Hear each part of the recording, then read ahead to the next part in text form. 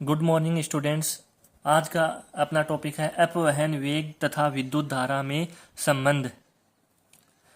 अपवहन वेग को अपन ने लास्ट क्लास में डिस्कस कर लिया था, तो एक बार परिभाषा वापस से देखते हैं कि विद्युत क्षेत्र की उपस्थिति में चालक में उपस्थित मुक्त इलेक्ट्रॉन एक निश्चित औसत वेग से गति करने लगते हैं, जिसे अपवहन वेग कहते हैं।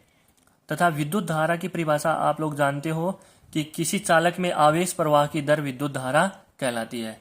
तो अपने को अपवहन वेग Vd तथा विद्युत धारा I में संबंध स्थापित करना है। माना एक A अनुप्रस्थ काट क्षेत्रफल व L लंबाई का चालक है, जिसमें से I विद्युत धारा प्रवाहित हो रही है। A अनुप्रस्थ काट क्षेत्रफल तथा L लंबाई, ये है L लंबाई का चालक है, ये L लंबाई का चालक है, जिसमें से इस चालक में से I विद्युत धारा प्रवाहित हो रही है।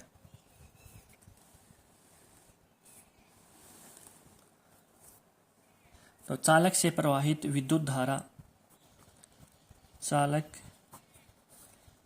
से प्रवाहित विद्युत धारा, विद्युत धारा I बराबर आवेश बटा समय T। आवेश चालक में प्रवाहित आवेश है और समय मुक्त इलेक्ट्रॉनों द्वारा L लंबाई को तय करने में लगा समय। तो प्रवाहित धारा विद्युत धारा का फॉर्मूला होगा, इसको नंबर 1 मान लिया। अब मुक्त इलेक्ट्रॉनों द्वारा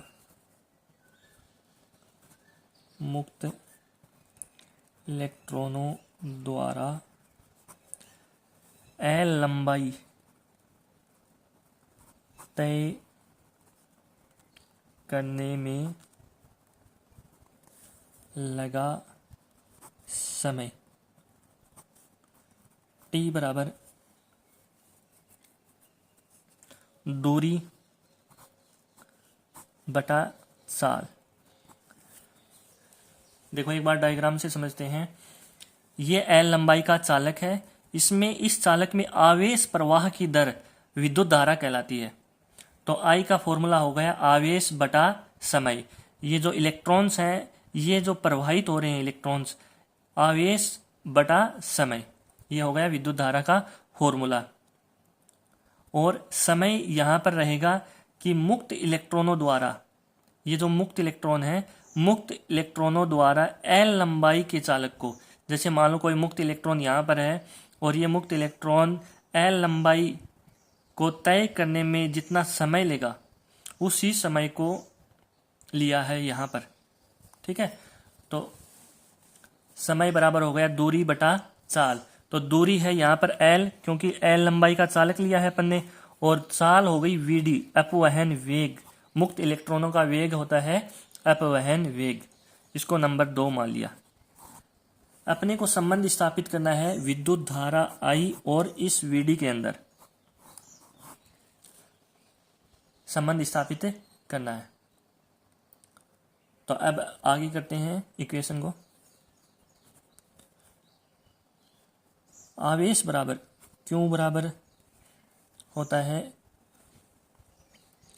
मुक्त इलेक्ट्रॉनों की संख्या, मुक्त इलेक्ट्रॉनों की संख्या गुणा में एक इलेक्ट्रॉन पर आवेश। मान लो इस चालक में 10 इलेक्ट्रॉन है, तो 10 इंटू 1 इलेक्ट्रॉन पर आवेश होता है 1.6 गुणा 10 की घात माइनस 19 कूलाम। तो कुल आवेश हो जाएगा 10 इंटू 1.6 गुणा 10 की घात माइनस 19 कूलाम। और हम जानते हैं कि इलेक्ट्रॉन घनत्व एकांक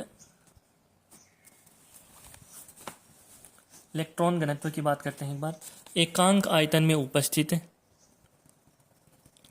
एकांक आयतन में उपस्थित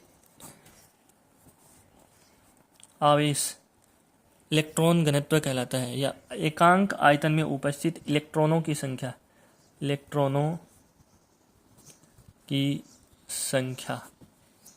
इलेक्ट्रॉन घनत्व कहलाती है। इलेक्ट्रॉन घनत्व कहलाता है। इलेक्ट्रॉन घनत्व इक्वल टू इलेक्ट्रॉन घनत्व इक्वल टू इलेक्ट्रॉनों की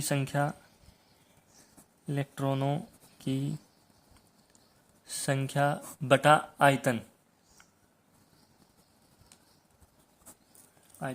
इलेक्ट्रॉन घनत्व को स्मॉल n से प्रदर्शित किया है, इलेक्ट्रॉनों की संख्या बटा आयतन, और आयतन को अपन लिख सकते हैं A इंटू एल।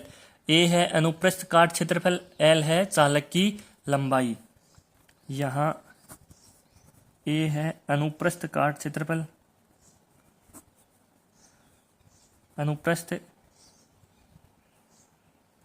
अनुप्रस्थ काट क्षेत्रफल, तथा एल है चालक की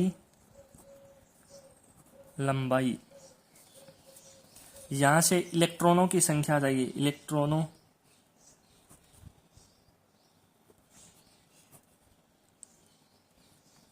इलेक्ट्रॉनों की संख्या बराबर इलेक्ट्रॉन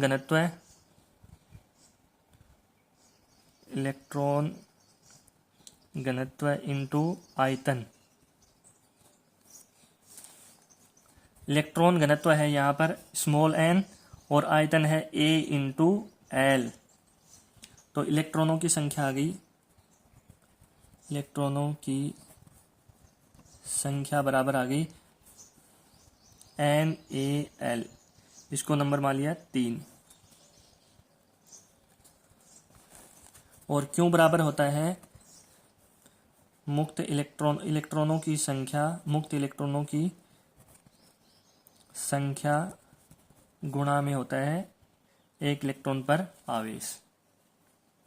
तो क्यों बराबर आ जाएगी? इलेक्ट्रॉनों की संख्या N इंटू AL और साथ में आ गया E, एक इलेक्ट्रॉन पर आवेश।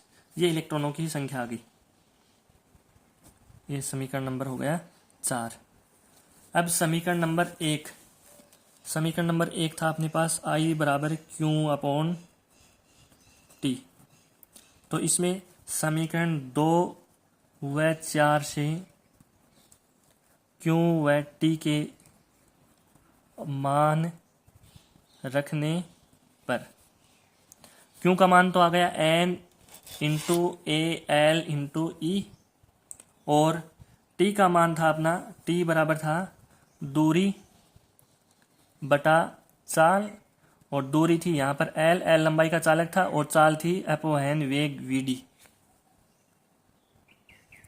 ठीक है, तो यहाँ पर रख देंगे। नेक्स्ट स्टेप में आ जाएगा I बराबर N into AL into E upon में L अपॉन VD।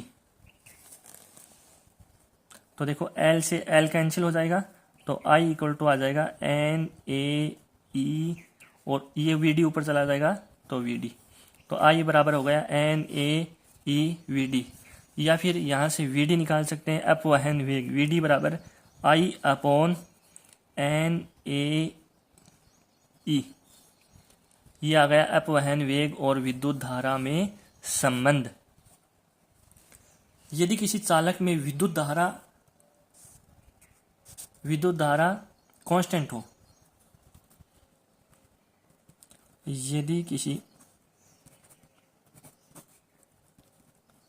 चालक में विद्युत धारा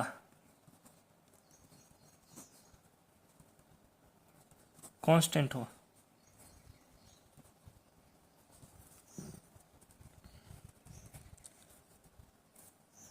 विद्युत धारा अपरिवर्तित हो, तो यहाँ से करेंगे अपन N A E into V D बराबर आई, और आई है कांस्टेंट, तो N A E V D बराबर आ गया कांस्टेंट।